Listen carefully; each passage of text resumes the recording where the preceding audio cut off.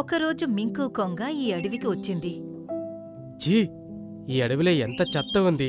ఇక్కడ జంతువులు శుభ్రంగా ఉంచుకోరా ఏంటి? తను ఈ అడవిలో 2 రోజులుంది. ఇక్కడి జంతువుల బద్ధకం చూసి తనకు చాలా బాధ కలిగింది.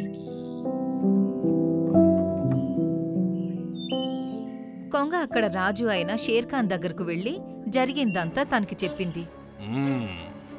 మరి నువ్వేం కోరుకుంటున్నావు కొంగ? నేను అందరి దగ్గరికి వెళ్ళి బద్ధకం వదిలి కష్టపడండి అనా? అడవిని శుభ్రంగా పెట్టుకోమనా? కానీ నేను ఒక్కో జంతువు ఇంటికి వెళ్ళి అర్థమయ్యేలా చెప్పాలంటే చాలా చాలా కష్టపడాల్సి ఉంటుంది. నేను చాలా అలసిపోతాను. నాకు కొంచెం ఆలోచించుకోవడానికి సమయం ఇవ్వు. కొంచెం సమయం? సరే, మీరొకరోజు సమయం తీసుకోండి.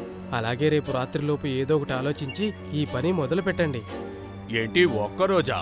కనీసం 2-3 సంవత్సరాల సమయం ఇవ్వచ్చు కదా తమ్ముడు.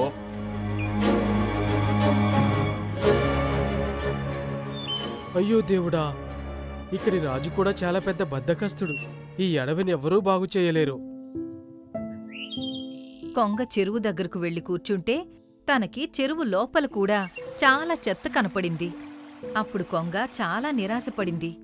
ఇకప్పుడు తను ఈ అడవిని వదిలి వెళ్ళిపోవాలని నిర్ణయించుకుంది.